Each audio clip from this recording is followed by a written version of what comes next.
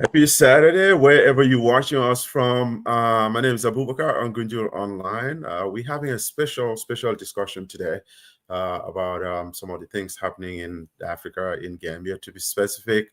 And we welcome you once again to another edition of a special interview for everything Gambian, everything Gunjur. Today we have the scholars that will be our panelists for this episode of a special interview with a Gunjur Online presenter Abubacarr Jammeh regarding Columbia University's partnership with an association in Gambia called the Coastal and Environmental Tourism Association of the Gambia, coordinator of which we hope will join us soon. In the meantime, I have my panelists and scholars that are with me here in the house. I have the man called 𝐿𝐴ndré. 𝐿𝐴ndré, welcome to Gunjur Online. Thank you, Abubacarr. I'm happy to be here. I appreciate you being here. And then next I have Bakari. Bakari Jackson is another member who will be one of our scholars on this program. Welcome to Gunjur Online. Thank you, Abubacarr. Thank you for having me. Excited to be here this evening. All right, perfect.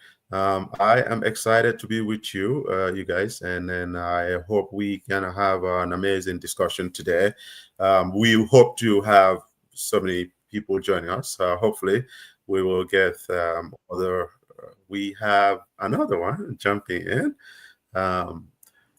This is Bather. This is Gunjur Online. We invite you to this special discussion. Say hello to our viewers. Okay. All right. So we're not going to waste more time here, but I want to make sure we delve right into it. We hope that we can join, we'll be joined by the other panelists or scholars. So we're going to talk a lot about environment. We're going to talk a lot about conservation. We'll talk about agriculture. We talk about different things that these folks that you're seeing on our screen here have been to Gunjur. If you never heard of Gunjur, it's a coastal town located on the mouth of the Atlantic Ocean. It's actually just the Atlantic Ocean is divided between the United States and the Gambia. So Gambia is on the west side of the Africa, and the Gunjur, a town, famous for fishing and agricultural stuff. It's on the mouth of the Atlantic Ocean. So pretty much surrounded by Senegal on the north, east, and south, and the Atlantic Ocean on the west coast. Gunjur Online has always been very active on the environmental activities, creating awareness and sensitizations on this platform. So this makes it a natural habitat for folks that really experience that firsthand in town of Gunjur. So I'll first, start with 𝐿𝐴ndré. What was your overall impression about this collaboration? If you can tell us a little more about how this came about between the Coastal and Environmental Tourism Association of the Gambia and Columbia University's collaborative project. Yes, definitely. Thank you for that. Good afternoon, everyone. I'm 𝐿𝐴ndré Newsome. I'm a graduate student studying sustainability management at Columbia University, and I also received my undergraduate degree in agriculture business from Florida A&M University. And the Global Columbia Collaboratory in the Gambia has been a partnership with Columbia and CETAG that's been in place for some years now. Now, personally, in terms of what got me into the Gambia to learn more about its agriculture and conservation efforts, while at my undergraduate institution, I did a similar collaboratory project in Kenya, working with smallholder potato farmers and NGOs as it relates to climate change solutions and conservation and food security efforts. So while I was at Columbia, I met Dr. Shannon Marquez, who is the director of Columbia's Collaboratory, and approached her to assist me with the independent study project to go back to Kenya. And she informed me that she was essentially doing the same work in the Gambia and was going for field work in August, which we just completed a couple months ago. So if I wanted to learn more about West African agriculture and conservation as well, I had the opportunity to. And then we also seen it as a great opportunity for us to bridge some West African and East African like knowledge as it relates to agriculture and conservation. So That's absolutely impressive. Just having that wealth of experience working in different parts of Africa. Obviously, Kenya being a bigger country, seeing how things are done there, will be interesting. It will be really interesting to see how that varies, different methods and things of that nature as we go along on this program. But next, I will have.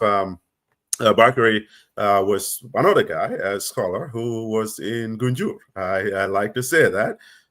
It's just a proud moment for so many people that were born in Gunjur, and just having, just to sit with you here in the United States and talk about Gunjur. That's fascinating. What was your reason of participating in this program? Yes, thank you, Abubacarr.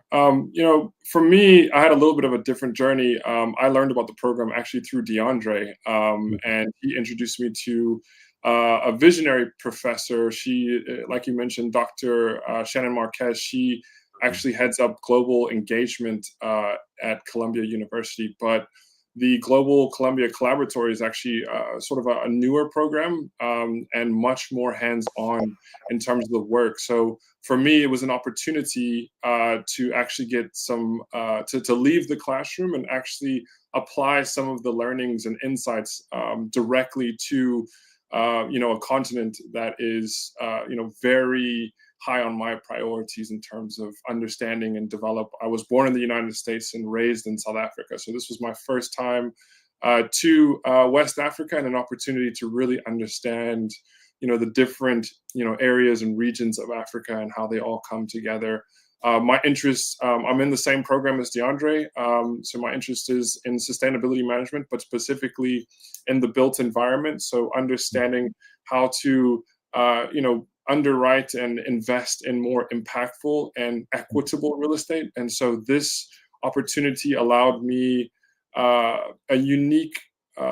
afforded me a unique perspective to actually come into a community like the Gambia, like Gunjur, and really understand, how it functions, and how you can't just come in and kind of import your Western ideas. You have to understand how to engage with the alcalde and various senior stakeholders in the community from top to bottom. So it afforded me a unique opportunity to really understand that and actually drive some meaningful impact in the community. I believe that's extremely interesting. The fact that you have been born in South Africa, different models, a bigger country, and with such a experience to just see things in a different way. And I'm sure we're gonna come to this, but I'm sure you've seen a lot of, if you've been to Gambia 10 years ago, there's not been that much of a real estate activity going on there. And now there are a lot of new buildings and things of that nature. So I will be really interested to engage you in some of these things that you think can be policies and underwritings that are more environmentally friendly. Absolutely. Yeah. All right, Bather. We want our viewers to know who you are, what you study, what got you interested into this program that partnered with the Coastal and Environmental Tourism Association of the Gambia. Colombia being a big name in the world, I believe this is a milestone that I feel like everyone has a responsibility to hand it back to other people. We just learned that Bakary got this through DeAndre, and that's solid. And what do you have to tell us about this program? Hello, everyone. My name's Bertha. I'm studying environmental biology and climate and sustainability. What got me interested in the Global Columbia Collaboratory in the Gambia was getting to apply what I learned in the classroom. to in-person and in-world experiences. I was very excited to learn about the global sustainability goals and how they're applied in the Gambia, and especially with the citizen science in the turtle village. And so I was very excited to learn about the different conservation efforts that are in place by the community and for the community. And so that's mainly what got me interested in the Global Columbia Collaboratory. That is interesting. And what makes that interesting is your unique perspective based on your exposure in different countries. We're hosting this program from the United States, but we're talking about things that is global. You know, Abubacarr did mention about South Africa. DeAndre mentioned about Kenya and all of that. I did study abroad, and I believe that was the best decision I've made as far as my academic journey is concerned. Because once you started, you never want to stop. People keep telling me you keep traveling. I'm like, once you started, you don't want to stop. Going back to DeAndre, I feel I just wanted to know what it was your first impression. You both talked about how what you learn in the classroom, either applying that or experiencing that or see different perspectives of that. I was born and grew up in 𝐒𝐤𝐞𝐜𝐤, the Gambia, and most of the things that we don't even know the authors. We just read textbooks and all of that stuff. You memorize things. You've never seen some of those things. Like until now, some of the things I would be like, oh, this is what it was like that I learned in school. Just having that experience, what was an eye-opening moment for you when you did first travel to Kenya, if that was your first travel out of the United States? Yes, that was my first time traveling to Africa when I was in Kenya. And initially, I will say in terms of like the agriculture differences in Kenya and in Gambia, the biggest thing that it showed me is that climate change affects everyone differently. Working with some of the farmers in the Gambia and learning how climate change affect them. A lot of them still had access because of the semi-arid area that it was in. Some water access was still there, so certain government departments and agencies were able to facilitate, and also NGOs were able to facilitate initiatives such as rainwater capture and drip irrigation that, of course, amplified the ability of water usage and really operations as it relates to the farm. However, when transferring to the Gambia, Dr. Marquez prefaced us that we would be staying in a rural environment, and also prefaced to me that climate change would look a little bit different there. So even when I got to Gambia, it was interesting to see how water was more of an issue in terms of water access, the need for more boreholes, and even in which the time that we were in the Gambia, it was rice season. And when we're in lowland Gambia, the rice fields would typically be waterlogged. But at that point, enough rain hasn't come for the area to be waterlogged because climate change. So just from looking at both, the biggest thing was that climate change impacts everyone differently. And so there is a need to actually look at issues at a more localized level, because there is no one blueprint to everything, everything. There isn't one solution. So. I was born to farmers, and I remember as a kid going with my mom to swamps, and it fascinated me. Actually, my first exposure to capturing rainwater for agricultural purposes and all of that was during my study abroad in Asia, and that was the first time. And I was talking to someone. I'm just fascinated that you just did mention that, because I was talking to someone how Asian communities like farmers can just really capture water and drip irrigation. And I've never seen anyone harvesting rainwater for agricultural purposes in Gambia. It's just, and then we have a rainy season. So that's some of these things. So the conversation is going to continue on this. But while switching to Bakari real estate, it's just everywhere in the world now. If it's just I go to Gambia very, very frequently compared to regular people. I'll go there 3-4 times a year at one point, 5 times. And it's just always interesting to see the amount of real estate activities that are happening in the Gambia. And also understanding that people have a very limited education when it comes to real estate development in Africa. I mean, the laws that govern that, the paperwork, a bunch of things. And having you build an interest in such an area, people, cutting down huge lands of trees and all of that stuff. And how do you think your work can benefit local people? And also, how does it inform your decision making when it comes to real estate? Yeah, I think one thing that really stands out, and I kind of off the back of Climate Week here in New York, the senior partner and chairman of Africa, 𝐒𝐲𝐞𝐜𝐚𝐥 of McKinsey, kind of highlighted the importance of developing infrastructure, but not just as a standalone opportunity, but also ensuring that we're implementing education as well as a solid foundation for that. In terms of investment in Africa, I think there's a lot of opportunity. It's the youngest and fastest growing population in the world. I think by 2050, 1 in 5 people will be African. But when you look at foreign direct investment, Africa's share of that is only 3 to 4%. So there's a lot of growth opportunities in parts of Africa. But I learned that you have to really be prudent with where you invested, and of course, working with local communities. It's not about, again, coming in and dropping off something that might have copy paste that worked here in sort of the US market. It's about really connecting with the community, understanding how it works, and then being able to find a solution that is a quid pro quo and works for them and benefits the community as much as investors as well.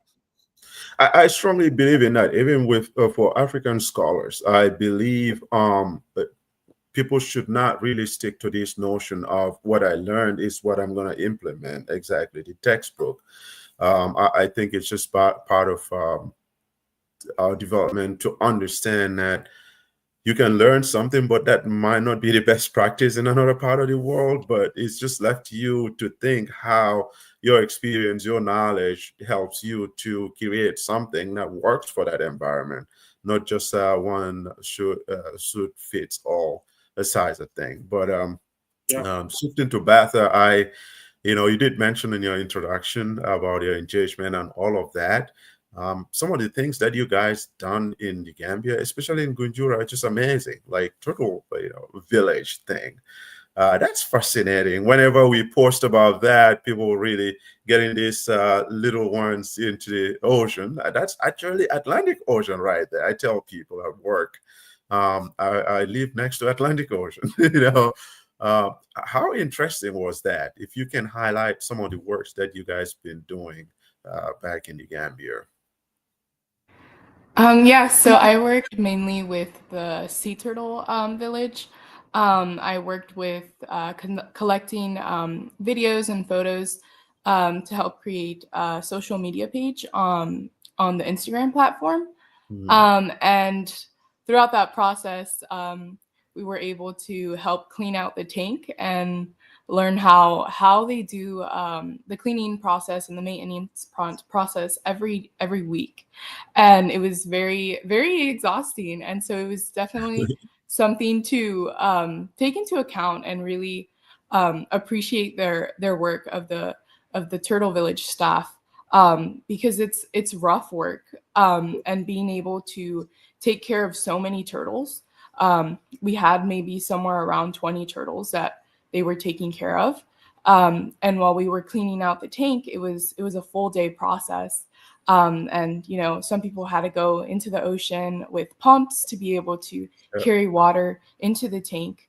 And so I wanted to work on helping to make their work known to the world, and especially towards more younger populations, which focus more on, I guess, like Instagram platforms are more tailored towards younger generations. And what I wanted to do was help bring their work tailored towards this younger generation so that we could potentially be able to gain more international awareness, and eventually be able to, I guess, receive more tourism during the seasons where it might not be as popular to visit the Gambia. But it was our goal to be able to bring awareness to the sea turtle village. And that's the main thing I worked at. And I was very excited being able to help with the turtles and do the sea turtle markings, which we did with Dr. Ward. And there we were able to mark all the sea turtles and take note of the different conditions they were in. So some had ulcers, which are typically normal in turtles that are kept in captivity. But we wanted to make sure that we were able to get them the right treatment so that they could live successfully out in the wild. Right. Yeah, I think that's interesting. Media is everything now, especially social media. We all remember when we used to read long newspapers and all of that. Now people just, the news is at your fingertip. The information is right there. And that's particularly interests me for the fact that communities in Gambia have seen a significant increase in migration to other countries, young people losing lives and all of that. So for us from Africa, I appreciate folks like you that are young and can go so they can hear different perspective. They can see that some of these things around their backyards are actually great stuff to have a career in, to be interested in, to do a work that is meaningful, that can in fact create a living for you. Everyone will tell you that that's so important for us to have those perspectives for people like you who looks like you, are young. I mean, same age group and all of that, either old or young. I think it's just so important that people understand the richness of things that they have. Like Bakari just mentioned about how FDI, foreign direct investment, the remittance is just crazy. It's just what's keeping most of these countries. But is it being invested the right way and all of that? That's another conversation. But Bathard, in its area of social media, I think this is very, very important. Information is power for a reason. People understanding and knowing what other people are doing in their area of work really helps to promote interest in that area, create awareness. Some of the things you guys being involved either directly or indirectly have impacted positively the environment in especially Gunjur. I've seen videos of things that you guys participated in and all of that. You will not understand the magnitude of the positive impact that it made to really create those awareness and also deter some of the environmental injustices that is being happening. So we salute you for all your contributions. On the social media front, what are some of the areas that you believe you can make more impact? Just creating those awareness, the Instagrams of the world and things of that nature.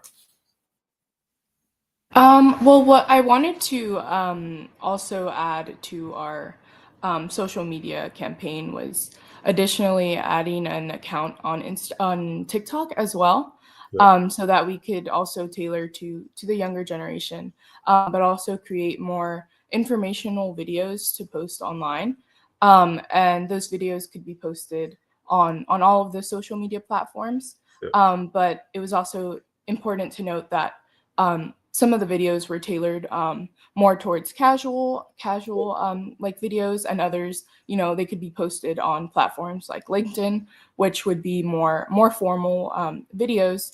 But I'm hoping that in the future I could continue working with CETAG by them sharing videos with me and photos so that I could create small video edits or posts that we can post on both Instagram and TikTok accounts, and also provide information about the websites that are run by CETAG, as well as creating infographics that could be used during the high peak tourist seasons, so that they could kind of get some more background information on the history of the turtle village. And so by doing that, we could create like a long-standing effort to continue to get more tourists into the area, and also raise the international awareness and potentially be able to receive more support towards possibly creating a separate tank, or building a better infrastructure so that the work isn't so hard on the sea turtle village workers. It is amazing. And then that just flips us back to the Andre. Your experience working in Kenya, in the Gambia, and here, it's who would have thought when you tell people you're from New York, or you lived in New York, and like, what you doing here in a small village? What do you think are more the significant differences or things that you believe, either technology-wise or strategy, or different ways of doing things, especially when it comes to agriculture, that you believe either it's transferable from Kenya to the Gambia being a bigger country, Kenya being a bigger country, and you're able to move that? Some of these skills transfers are things that I'm interested in. The method of doing things, like the agricultural method, or anything that is agricultural business related. It's that you can share. What are some of the things you think Gambia can do differently that other countries have done, like Kenya or otherwise? Yes, I will say to start, a similarity was the large presence of farming cooperatives and conglomerates that worked within both countries, from the Women's Goodyear Garden also to the ones that I worked with in Kenya. There is a lot of leverage from collective farming, because it is another form of collective economics, in order to benefit the families that are farming in those areas. And as far as some of the differences, I will say most of it would probably start more at the policy level. Yeah. One of the areas in which I thought was really interesting in Kenya was that they had a semi-autonomous government agency called the National Council of Population Development. Of course, over the development, they cover the health and also the agricultural realm, that relates to the development of the population in Kenya. And one of the strategies that they had was a PHE model home, or a PHE strategy, which is a population health environment strategy, highlighting the trinity in which they need to focus on in order for them to benefit Kenya more. And what they did was they created a PHE model home, which identified certain characteristics that a home would have, in order to be a certified home that is contributing to the conservation and the other policy efforts and climate change efforts as it relates countrywide. And that was very interesting, and it was also different from what I seen in the Gambia, in which although we only got more of an experience around the rural coastal area of 𝐒𝐤𝐻, it Yeah. was still different, because in 𝐒𝐤𝐻, a lot of the infrastructure as it relates to homes were more so in compounds. Yeah. So you would see a compound in which multiple, like, generational homes Yeah. are in the compound. They have orchard and other fruit trees that they have access to, in order to just like subsistent farm for themselves and their family. So that was a bit different. But in the policy space in the Gambia, it was really interesting to see the focus on rice intensification. Yeah. That was something that used to be very popular in lowland Gambia, but with climate change and salt water, ocean water getting into the fresh water, there's been a drive or demand for driving that more upland. So it was even interesting to see how the Gambia used their policy levers in order to promote that. and to see how it's going. Yeah, that's interesting, and then especially in the policy side of things, I think there is so much that definitely Gambia can learn from different countries, especially when it comes to policy, creating that environment that really businesses can thrive, real estate, um, proper environmental activities can happen without having to really lose so much of our rich culture in terms of agriculture and land. So I'm glad you understand the family, setup, people living together, generations, and all of that. Now, when someone says, "Oh, that's my cousin, that's my this, that's my uncle," you know where that's coming from. The people would tease me and said, "Oh, how many uncles do you have?" But yes, it's interesting to learn those things. Bakari, specializing, focusing more on sustainability, but most importantly, real estate financing and things of that nature. Recently, I've seen so many activities in Gambia. You guys have seen the sand mines, how it destroyed the environment. You all, I'm sure, have seen trees that probably are like over 100 years being cut just to clear land for real estate development. Recently, though, I've seen some, leading real estate companies that are trying to get infuse more of environmentally friendly operation into things that they do, either by building new trees or maintaining some of the old ones that are there, and they build around those things. How do you think for policymakers, because I feel some of the challenges that most people face in Africa is just the right policies, the process, how to make it smoother, how to make it even workable. And in fact, creating a real estate market that helps create value for properties and for investments where people can put down collaterals to get real estate funding and things of that nature. I think we're a little bit behind on that. Why do you think the continent or specific countries can do, especially on the western part of Africa, to catch up with the rest of the world on some of these things? Yeah, I think it's about studying, the markets, the established markets, and understanding how they sort of evolved. And understanding that, hey, it's not going to come out the gate, as smoothly as you would want it. We're not going to be able to just drop off a framework and tomorrow there's a great market. When you look at even American history, in the early 1980s. It was a bit of the wild, wild west in terms of the policy, which kind of led to a crash in the market and, back in those days. But it was swiftly met with a robust and stabilized policy that allowed for foreign investors to really, become more comfortable and now view America as a sort of stabilized market right for investment. I think Africa similarly sits in that same space.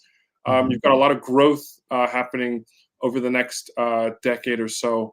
Right now, Africa's experiencing one of the largest migrations in its history to urban areas. And there's an opportunity to optimize resources that are so closely located, but it does take sound fiscal policy, underscored with sustainable policies as well that, foster social equity, minimizing footprint, ensuring that, materials are locally sourced. Of course, skills transferred, during some of these projects. And then looking at the current opportunities on the ground, even if there has been some detriment to the environment, for example, the sand mines. Yes, they have, decimated that area of the country along the beachfront there. But what are the opportunities? What new ecosystems have sprung up, and what is still left there that can be preserved?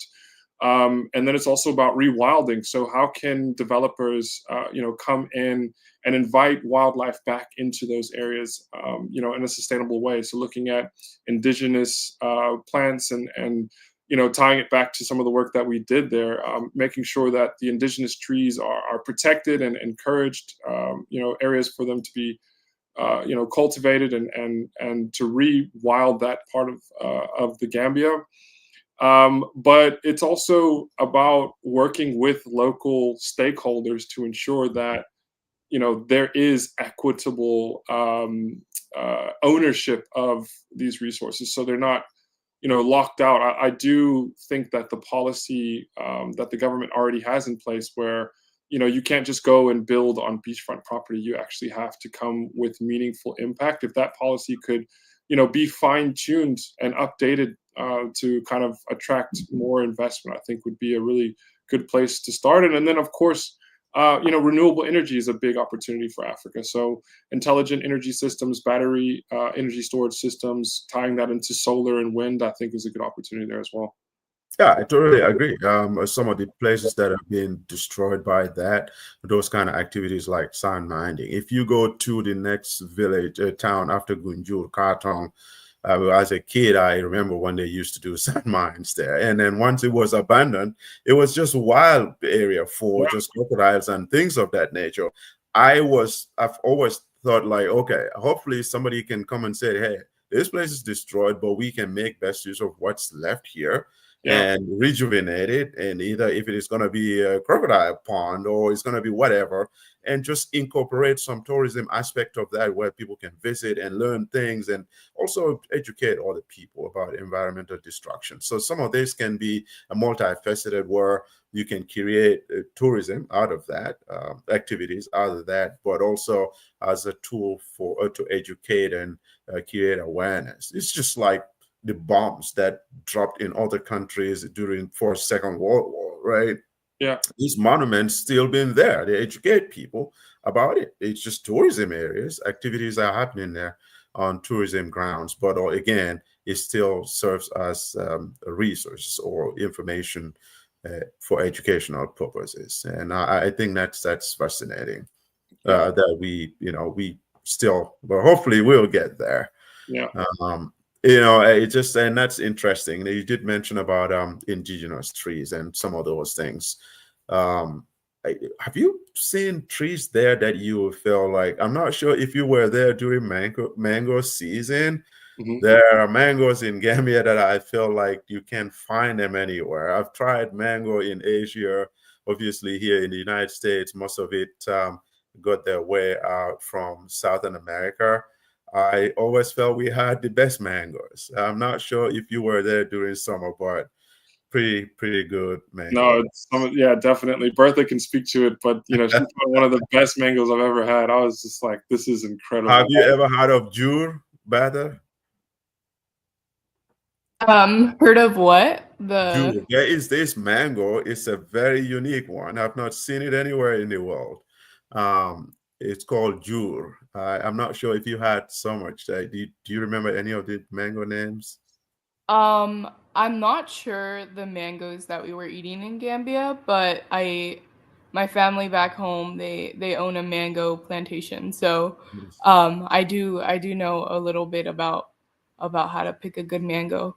So the Gambian mangoes were some of the best mangoes I've ever had, I will say. I will tell Ahmed to get you Jur and see if you can, get your family some of those things. And yes, it'll be interesting to see if it can survive in different. The notion has always been as a kid. Sorry, go ahead. No, I love to see it already. Speaking about intra-Africa and America trade, I love that. Yes. Because I feel like for agricultural stuff, this might be just a myth. In Africa, is some plants, until recently nobody ever grew strawberries in Gambia.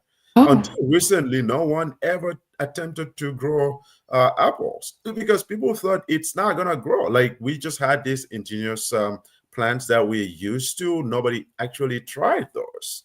So even when you go to the total conservation and all of that, these are absolutely new stuff that no one ever thought it even ever existed. So I'll be interested to see how we can move some of these things in different parts of the world and see if we can grow them there.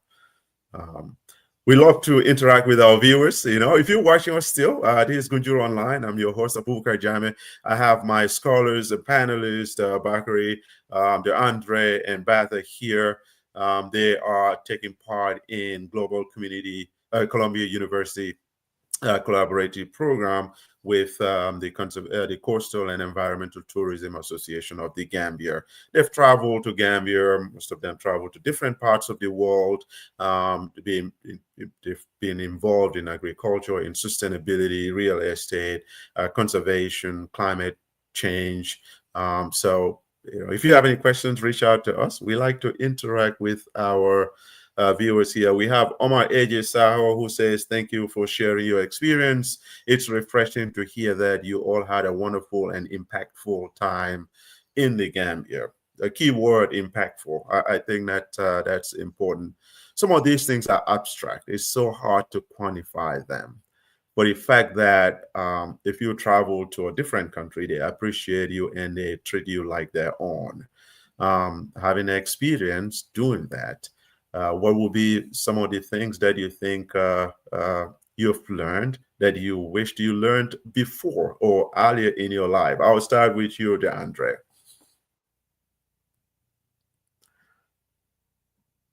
Well, it could be experience, it could be food, it could be just like, okay, what have I learned? Some of the things like the exposure. My first time, I went to a country that I cannot even, Omar knows about this. I can't even take myself to a shop or to a store to buy a thing. I don't know a single word.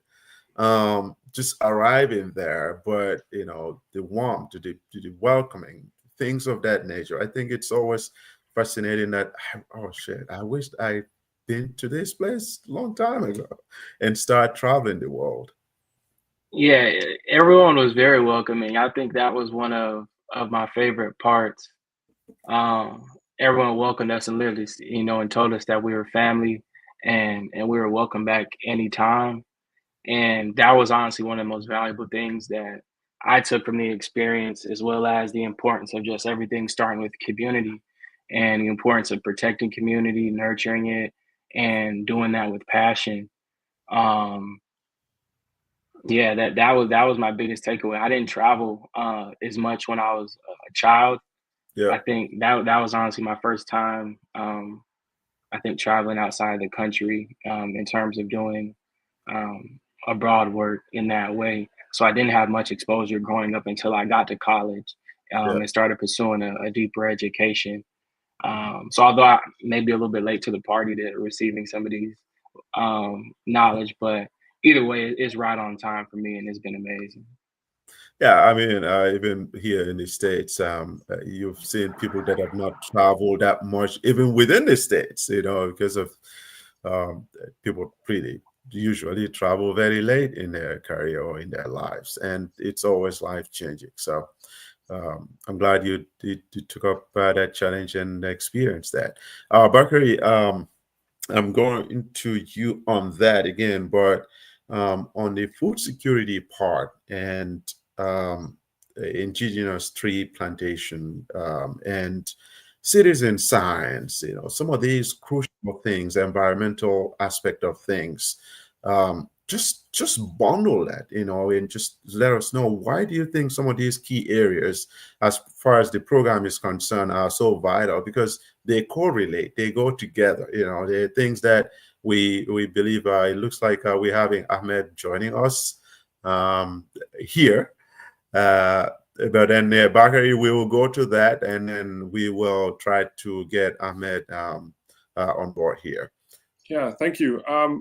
Coming into this program, it kind of is designed to help you bring those concepts together. You really learn very quickly about the triple bottom line, where it's people, planet, and then profit. So being able to understand the interconnected relationships between the wildlife and ecology there, but also the impact that people have on the environment and vice versa, is a key thing to kind of understand.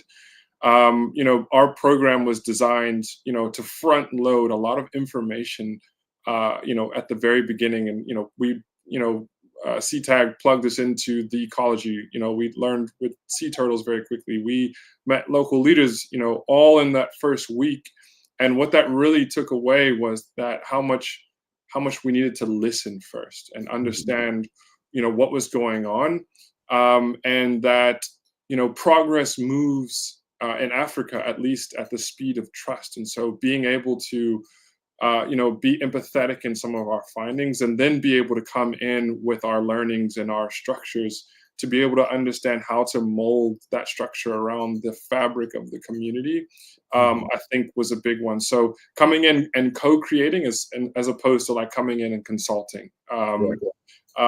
Making sure that we were thinking locally, so it's building more resilience and empowering local solutions as opposed to trying to import and sort of anchor some of our solutions to having to depend on, stakeholders outside of the community. And then designing in such a way that it could be, managed, independently of outside sort of collaborators was one thing. So outside collaboration, absolutely. But I think, as we look around at the global community, a lot of strategic focus is shifting to local empowerment. And I think that was kind of a big takeaway for me in terms of some of the lessons and working with, the 𝐒𝐤𝐻 project, CETAG, and the Tourism Authority. That's interesting. It's important, the fact that obviously, say the real estate, the buildings that you're going to have, the materials and the items and the things that you put in a building in Arizona is going to be different from what you put in the buildings in Wisconsin. And then just understanding that we listening to each other and all, I think that's a great way to really associate and collaborate and, operate things in a local way that suits that environment and the people, having them being part of that. Shifting our focus to Ahmed. Ahmed, we've been on this for a minute. We welcome you to Gunjur Online. You're not a stranger to this platform.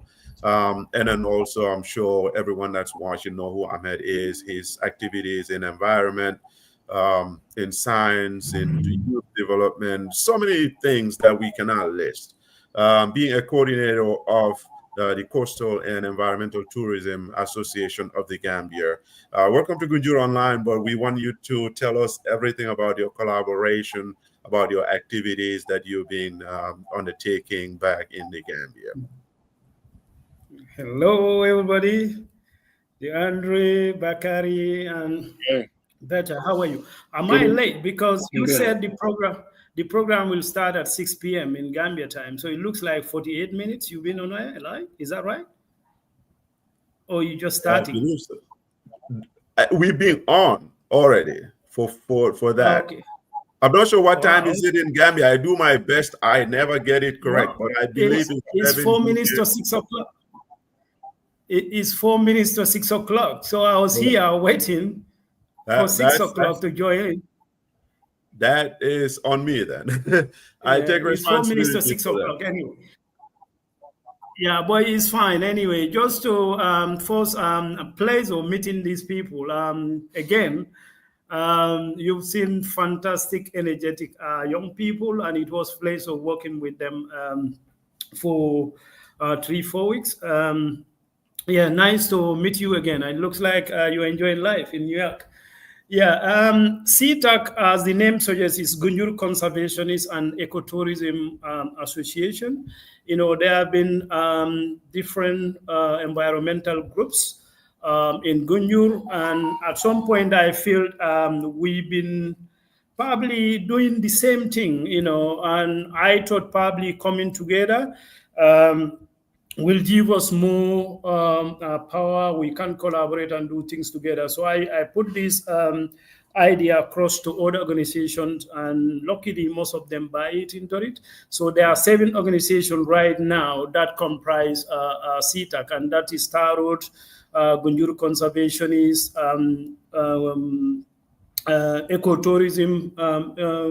Ecotourism Gambia, and also Tarot. Tarot also is part of it, and also Gunjur Village Museum, and Dalaba Eco Lodge also is part of it. So since then, we embark on different kind of projects, but our main strengths in total conservation. and also the indigenous tree nursery project, which unfortunately they don't have the opportunity to work on. I still not sure what actually happened there, but that's one of very, very important projects, because in the Gambia here, the way the forestation is going, we thought it will be a better idea to try to preserve some of the culturally important trees that also have some economic values, like mahogany, the rosewood, which are seriously endangered. So yeah, the indigenous tree nursery is going on total conservation. They've been there, they did a lot of work, and they also have some brilliant ideas, which I think one day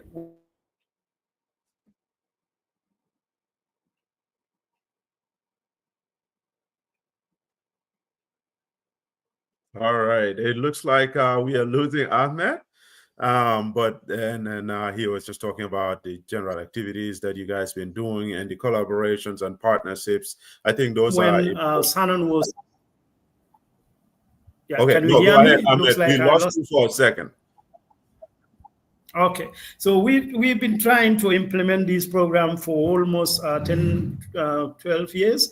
When Sanon was still at Drexel University, but it didn't materialize. But he's been here for a couple of occasions with these students, and we did some students together. But to formalize it was when he moved to Columbia University, and the initial idea was actually homestay. When they come, we will divide them and they will go and stay with individuals. But US constantly change their policies. So we cannot meet those standards, for the homestays. That's why 𝐒𝐲𝐿 project came in. And 𝐒𝐲𝐿 project also, they're not officially a member of CETAG, but we collaborate very, very closely with them. We do a lot of work with them, and they also support most of our work we do here in the Gambia.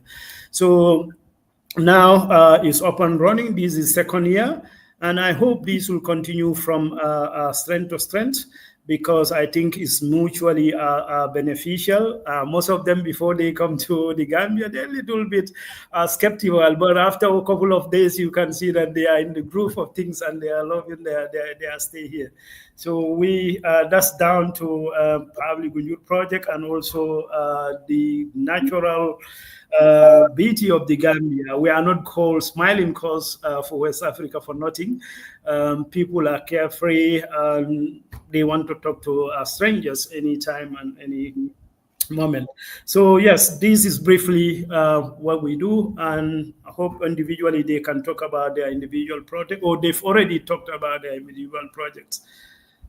Yeah, but we still, the discussion is still going, and I appreciate your time with that. If you're watching, we probably messed up the time. This is 𝐒𝐲𝐿 Online. We're still talking to scholars from Columbia University, the Collaboratory program, and that's collaborating with CETAG in the Gambia. We're having Ahmed Manjang, who's a biologist and then a champion of environment, youth activities and things like that. We have Bakari, and then Andre, and then Batha. Batha, I have a question for you when it comes to communication, and then also especially social media, to be specific. You did talk about I think we're having a sound coming from somewhere. I'm not sure if it is Ahmed's, but if you looked at the social media landscape, the information space, and local people using this technology to impact their work, what they're doing, show it to the world, and how that improves their process and how that connects them to people that are in the same industry, people that are, just to promote the sense of best practices in these areas. What are the methods that you think or your contributions can help foster those goals of getting information out there, or how local people, you believe, can use either social media or information space to achieve their goals in the areas that, like turtle farming and conservation, turtle village, and food security, environmental aspect of things. I would want you to really help elaborate a little bit more on that. Yes. So I think one of the main things that we could look for in the future.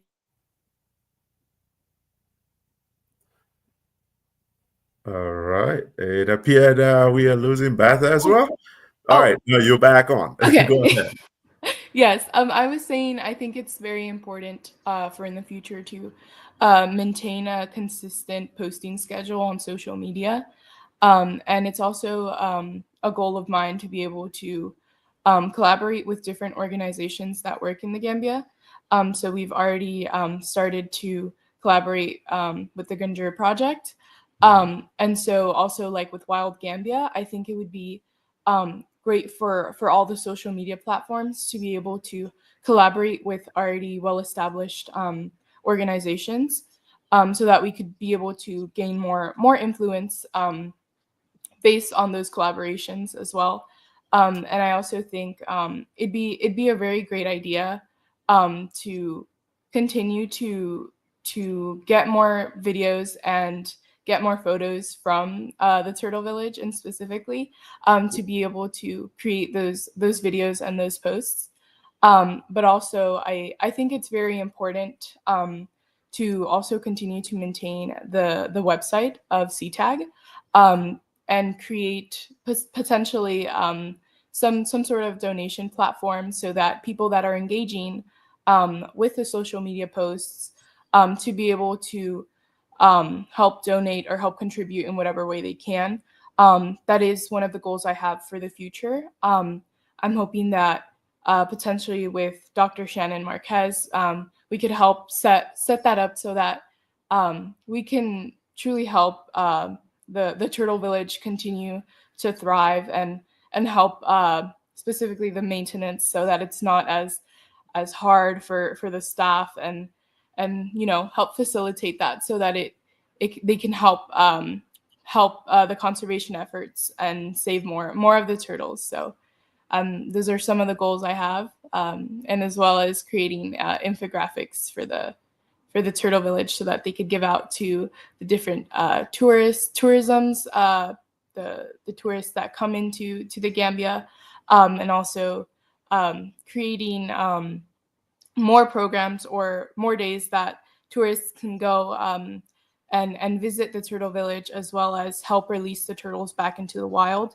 I think that's a very, very important and very growing activity that is going on online, and I think that could help generate more attention to conservation, because that's something that tourists are very excited to do. And I know I would be excited to help release all the turtles into the wild. So I'm hoping that those are some of the things we could do. I mean, that's interesting because I think the key aspect of everything that we do involves money, how to have a sustainable funding to keep these programs going, because it requires funds and all of that. And using social media infographics that you talked about, monetizing some of these things through donations and all of that, so that there are funds that are available to continue the program and to improve it. So more environmental aspects of things can be developed and benefit from it. My next question definitely goes to the Andre, and you and Ahmed did work together. You did a lot of things together.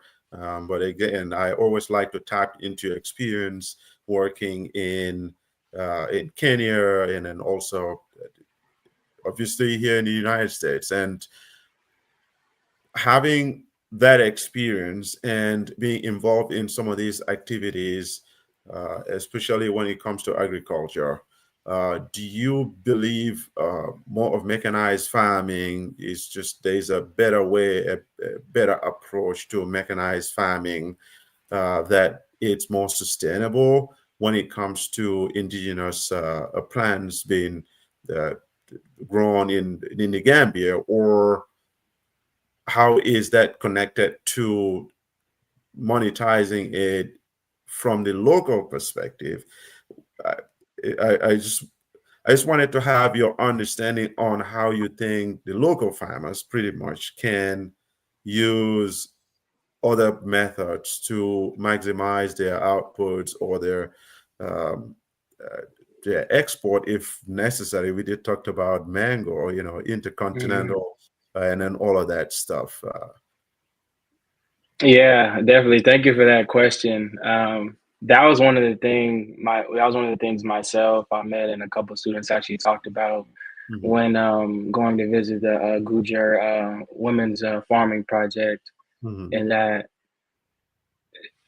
we just see mangoes everywhere, mango trees everywhere, and they're great. But it just highlighted a key need of infrastructure in the Gambia as it just relates to the agricultural industry.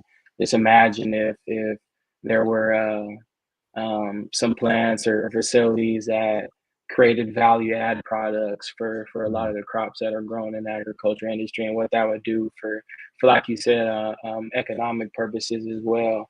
But I think from a holistic perspective, just looking at the continent from studying in East Africa and West Africa, one of the things that definitely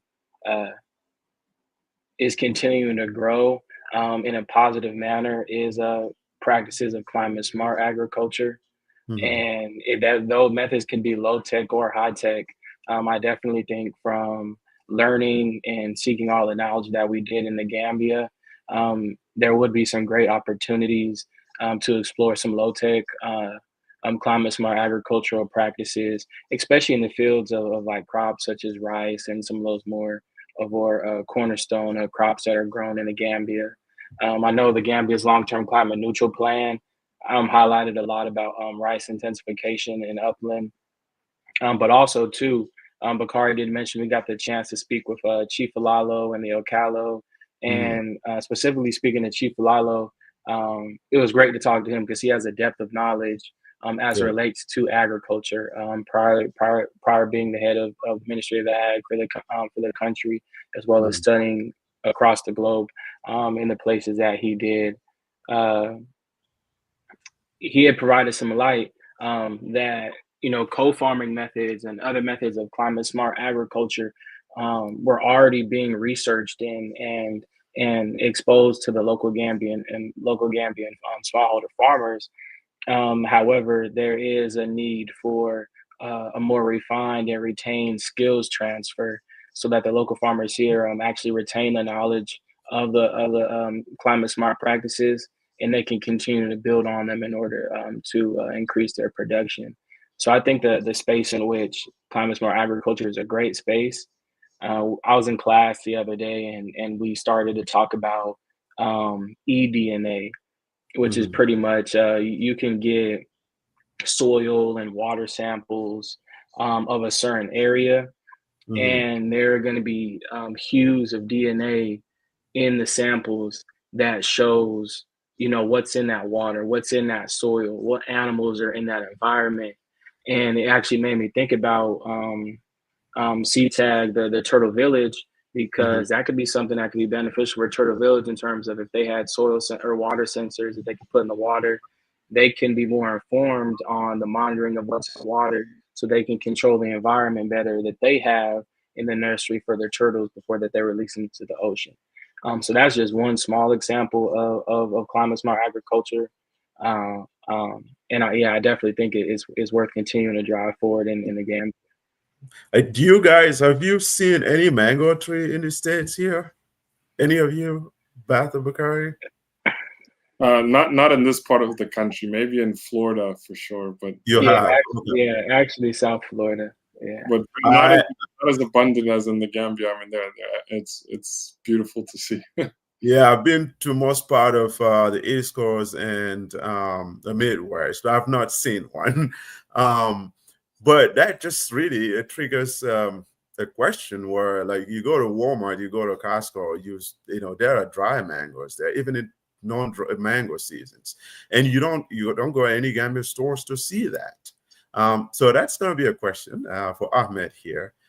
As part of Ahmed is a big farmer. I'm not sure if you've monitored his social media. When there's harvest time, he just can go and just really compete with folks that are having gardens or farming to see which one has the biggest yam or cassava, or however you call it. He's a big farmer. Ahmed, as part of your food security campaign and all of that, this is extremely important.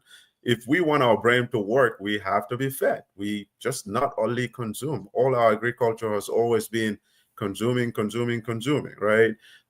Back in the day, I remember it used to be groundnut. Like that was the staple stuff that people just will harvest groundnut and they make a good living out of it, and then rice. And what are the activities that you're undertaking to campaign in food industry to make sure that we don't only have enough to consume, but also we can monetize some of these things?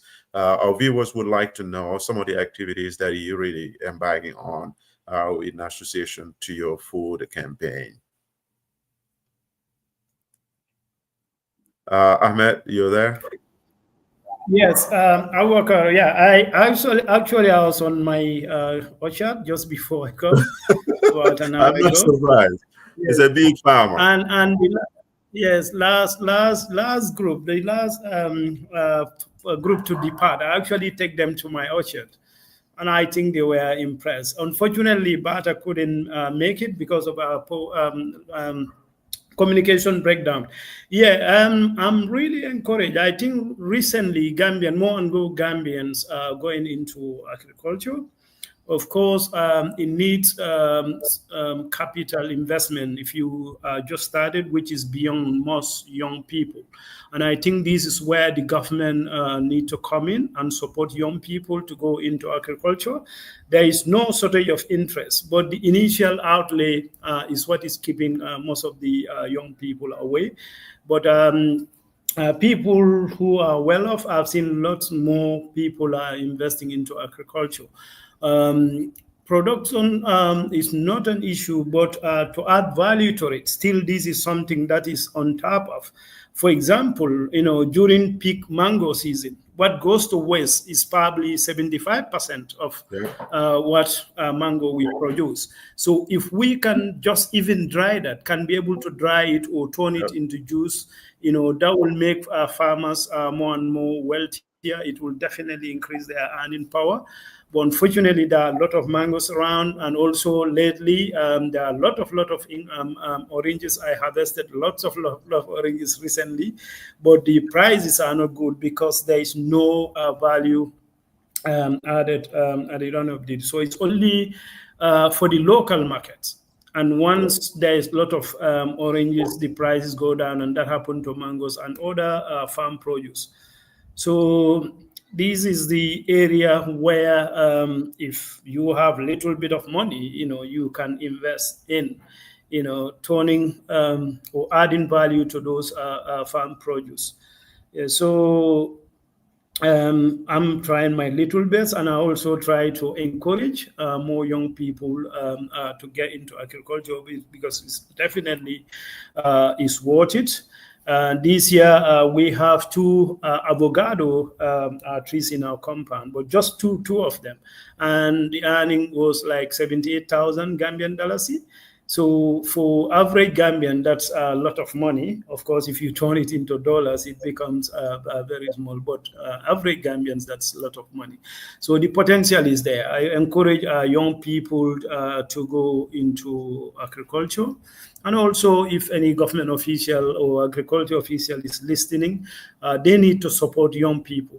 A lot of young people want to go into agriculture, but the initial outlay, for example, access to land, and also if you have land, fencing it to go secure it from stray animals. And also if you fence it, you need a regular and steady supply of water.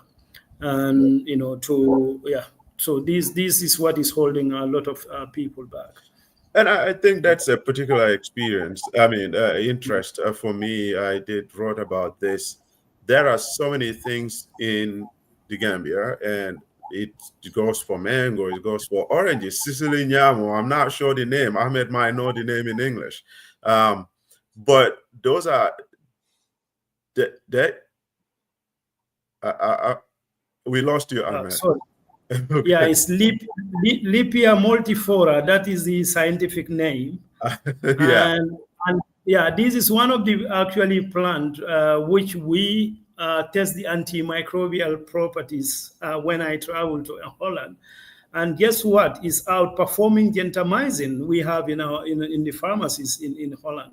So not only as a refreshment, as a tea, but it also have a serious medicinal potential, which is worth exploring. I'm exploring anyway already. So work is going on, and it's a nice tea. I love it. I love it more than this packaging. So if we can add value to that also, because there are a lot of it here, and you can properly pack it, it can be sold in local supermarkets. In fact, I've been to one community in Fonyi. They almost succeed in living off these wild plant, these Sicilian or Lipia multiflora. There is a Senegalese investor who is now coming to the Gambia, buy this in bulk, take it to Senegal, package it, and expose it to the US. Yeah. So I know he's making a lot of money. That's where I, in fact, coming in, because I've seen some of these things. Preserving it does not require anything. You just let it dry. That is it, and just package it. And I've seen so many of those, like mangoes. You can just dry these mangoes, package them, and they can be fit for local consumption. And eventually, if the policies are right, you can export some of these things. Or oranges, like if it is a mango tree, you can have real mango juice from those. You can package them, you can dry it for low season. There's so much that is out there to explore, and discussions like this are very important, because you never know who is going to reach and collaborate in some of these areas that can create value, because people cannot consume all these stuffs out there. They need to we need to be able to really create value, and the market, I think, is the biggest thing for this. That will switch us down to Bakari, and as a finance guy, focusing on real estate, sustainability, and some of these things. It's very hard to see such in Gambia, where people can just have even turn their family house, the space right there, into a garden. And I'm not sure if you're all hearing me right. We're having some echoing coming. Ahmed, are you on at two different? All right. Yep. All right. So, Bakari, my question for you is, where do you think real estate investors can come in? These folks are already investing, right, in real estate in different areas, either it's funding or actual structures, or being contractors and all of that. Where do you think they can come in when it comes to sustainability, investing in agriculture, investing in environment, investing in tourism? That also creates, obviously, it trickles down to the local people, localizing some of those areas. What opportunities have you observed in Africa that you think could be effective as far as real estate investment is concerned? Yeah, I know. Very good question. I think one of the biggest things at Columbia, we have a center. It's called the Center for Sustainable Investment.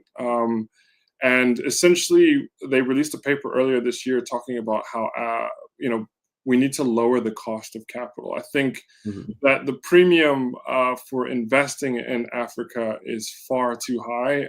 When you look at over the last 30, 40 years, in terms of countries defaulting on payments, Africa's probably has the least defaults and is most likely to actually pay you back for that investment. So really demystifying the risk of investing in Africa. There are going to obviously be challenges with currency fluctuation, but that can be sort of solidified and mitigated against with sound government and fiscal policy. And that's some of the things that I would like to see in the Gambia. Again, for me, it is infrastructure. So, ensuring that, the roads are, good for infrastructure. I know that they're also looking at a new port development in the Gambia, backed by the Chinese government. So looking at, mega projects like that and understanding, what are the adjacent industries that'll come up. Gambia's, I think roughly around 2.7 million people. 60% of the GDP is focused on services, and of that, 20% is tourism. So looking at, what are the breakout industries that, are adjacent to real estate that kind of, will attract investment from that perspective, would be a key thing. But the main thing for me is lowering the cost of capital, working with, global institutions, to kind of understand and restructure the way that we rate, that these credit agencies rate, investment in Africa. I think will also help shift investor sentiment with relations to that, and that'll eventually, feed into real estate from that regard. Yeah, Ahmed did mention something, I'm not sure, about some of the challenges that we're facing too as farmers and as producers. Yeah. And I think it's important that we're talking about finances. It appeared we lost Ahmed. I was going to have my next question for him. I know some of these things going to be, currency fluctuation, obviously corruption, and some of those things. Those are at policy level. Yeah. Sorry, go ahead. But the interesting thing also is that, with the Gambia being a service-based population and English speaking, you look at the rise of AI. There could be an opportunity to bring in AI data centers and bring in, services that are supported by local communities and exported globally at a more affordable rate, because there is an educated population there that can actually plug in. You no longer have to translate something from English into Mandinka or Wolof. You can now directly engage with AI to kind of export those services. So there are unique opportunities on the horizon, I believe, for the Gambia, and that'll permeate into other investment areas. Yeah, and I think that's very interesting what we can do to use the systems that we have, the technology, AI. I was talking to Beth about social media, the impact of this. Like, again, people back in the day would just watch or read newspapers for hours or 30 minutes, 45 minutes. Now, at your fingertips, you can see what's going on. It can be fun, it can be engaging. It can be trickled down to what is needed by local people, and just not globalizing it, but make sure that we're able to tailor-make some of these things. Ahmed, you did mention about, we were talking when you were off about how corruption, currency fluctuation that you did mention, and Bakari was just mentioning how AI can really come in some of these areas too, that we can utilize for our production. Well, we are almost hitting the 1 hour 30 minutes mark, and then I want to go back around the room again. And we did mention that we want to have this as a continued session where you guys still continue to have this program, but we want to make sure we're able to connect and see and put out there what you guys doing to amplify your information and tell people, reach out. We did talk to Batha about the power of social media, the connection, how to monetize some of these things, how to use social media to create, stable funding for some of your operations. But I would give Ahmed, we're doing these things locally. I want to give you a minute to summarize some of the activities that you've been doing especially Mandinka. So maybe, I don't know, if Beth have friends down in Gunjo, the Andre, and Bakari have some of these things down there. Do you guys remember any single Mandinka word? Who remembers any Mandinka word? Even Yadi. Abubacarr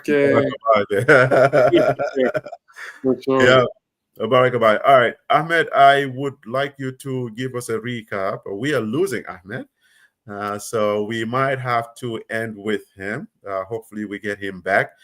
In the meantime, we appreciate all followers, people who are following us. You can catch us on, this will be broadcasted on YouTube. If you missed it, you can go watch it. We appreciate the engagement.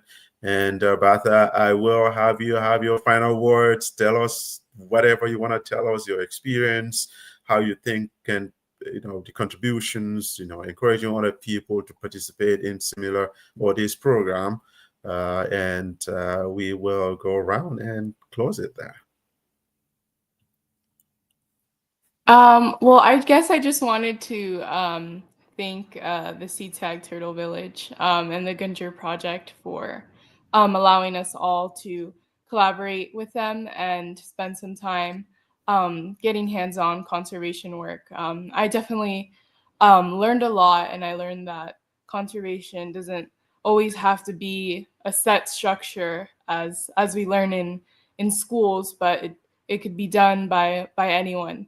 And so it was very inspirational to see how the community was supporting each other and getting conservation work done on their own, and filling in the spaces that maybe governments aren't able to collaborate with or necessarily provide support. So I definitely am very appreciative for them allowing me to contribute and to do my independent study project on social media.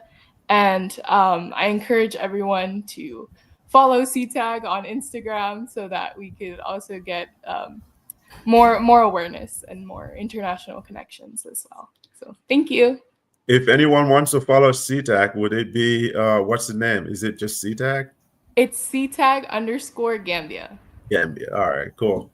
We'll go ahead and follow that, and then hopefully more people can. And we are proud to be associated with, with you and whatever you're doing to make sure that we really spread the information out there.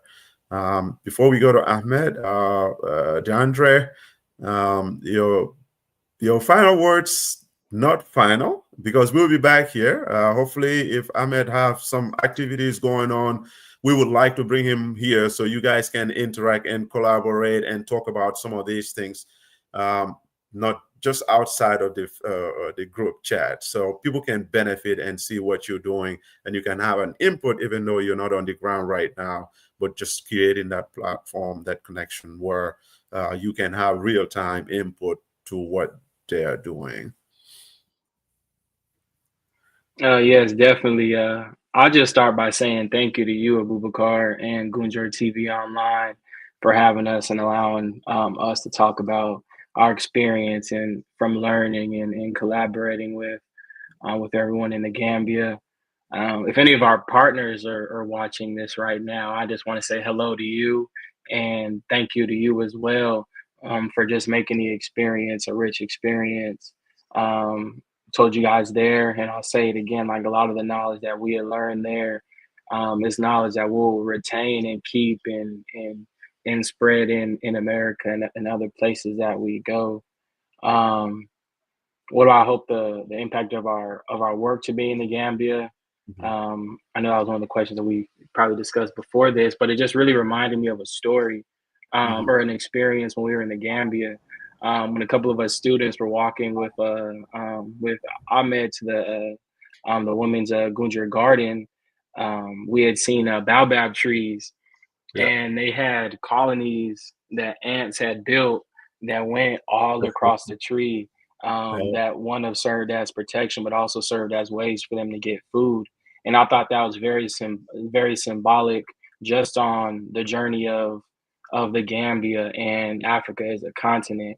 Like, it's gonna take everyone who's willing to help to just add bit by bit in order for us to reach the goal of reaching a net positive return.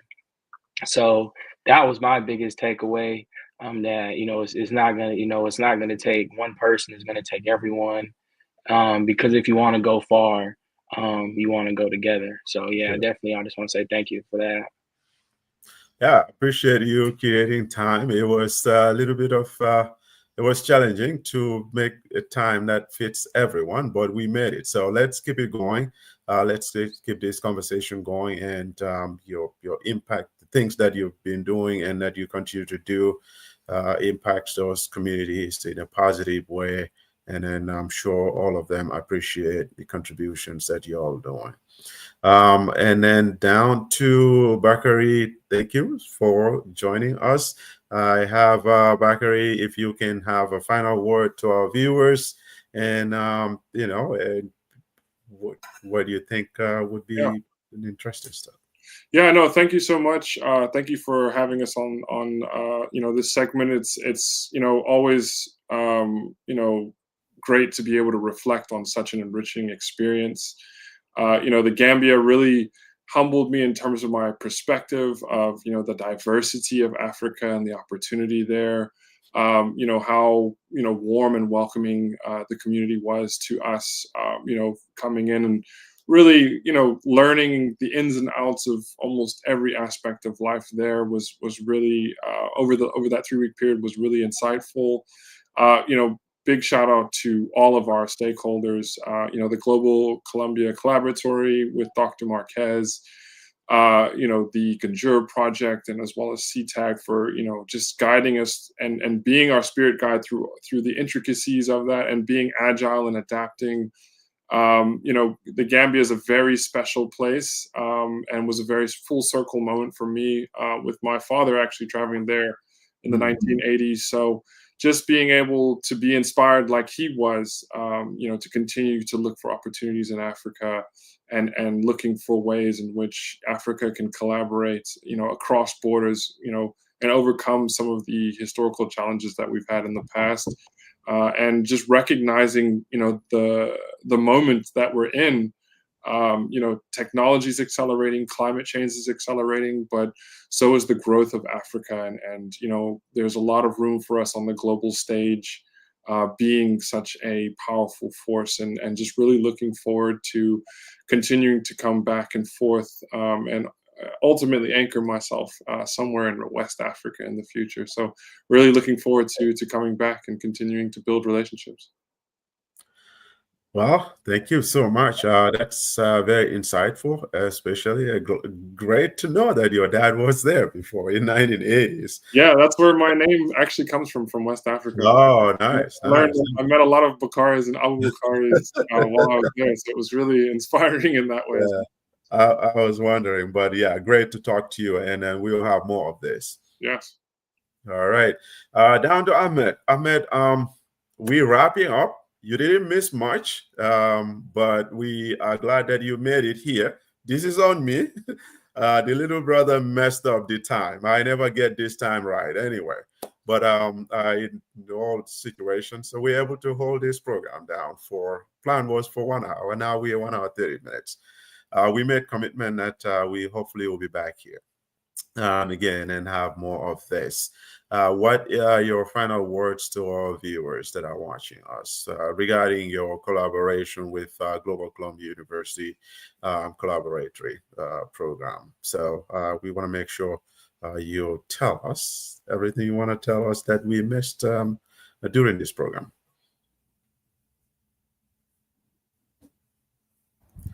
Bakari, do you know that you and Abubacarr have the same name, but he's having the Arabic version and you having the Mandinka version? Is that interesting? Yes. Yeah. So Bakari, that's how we call it in the Gambia here. That's Abubacarr is Arabic version, as you know. Yeah, that's one of my campaign also, to make sure we have our original name. So thanks for reminding us. Bakar is still cool. Huh? Okay, first, thank you very much to 𝐒𝐤𝐞𝐜 TV Online for hosting this. And this is a very, very good opportunity for the community to know more about this project. They've seen people going and coming, but there's not much information going around. I think this is a very, very good opportunity and platform where the people of 𝐒𝐤𝐞𝐜 can learn about this global, not only people from 𝐒𝐤𝐞𝐜, but the Gambia, the entire country can learn about this global collaboratory. It was very tough coordinating time. So I say thank you again to Abubacarr and Andre for pulling it off. Yeah, I would love it. Even if I'm not here, Lamin can come other weekends, or Enrin is still here, which we got very late, so she is like a little bit confused. Enrin, if you are watching this, sorry for that mix-up. I take responsibility for that, but I hope we will come back. again and continue to talk to make sure this connection continue, because already you have a massive impact in the community here, but it can go further than that if we continue to keep in touch. So once again, thank you everybody for coming here, taking your valuable time to come and speak. You are speaking to the community, to people of Gunjur, and also to the Gambian people about your experiences in the Gambia. And we are happy and also proud that you enjoy your time in Gunjur. And I hope next we'll make it even more spicier for those who are coming next year, inshallah. Thank you. All right. Thank you very much, scholars and my panelists. We will wrap it up here. I hope you have a great weekend, and I appreciate your time allocation to this program and your commitment to make sure that we're able to host our first program. Hopefully, we'll have more programs in your way about this. That is Global Columbia University Collaboratory Program. A university based in New York, United States of America, is collaborating with Coastal and Environmental Tourism Association of the Gambia. They're engaged in total village activities that it's just giving a great impact to the environment positively. Indigenous tree plantation, citizen science, people in the communities documenting information about activities of the environment and things of science related.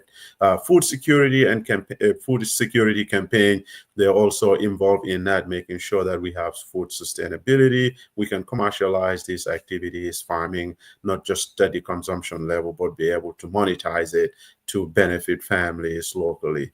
I'm your host, Abubacarr Jammeh of Gunjur Online. This was a special discussion that we hosted. I hope we'll be back here with same panelists or more people that are involved in this program. In the meantime, have yourself a great rest of your Saturday and a great weekend. Bye for now.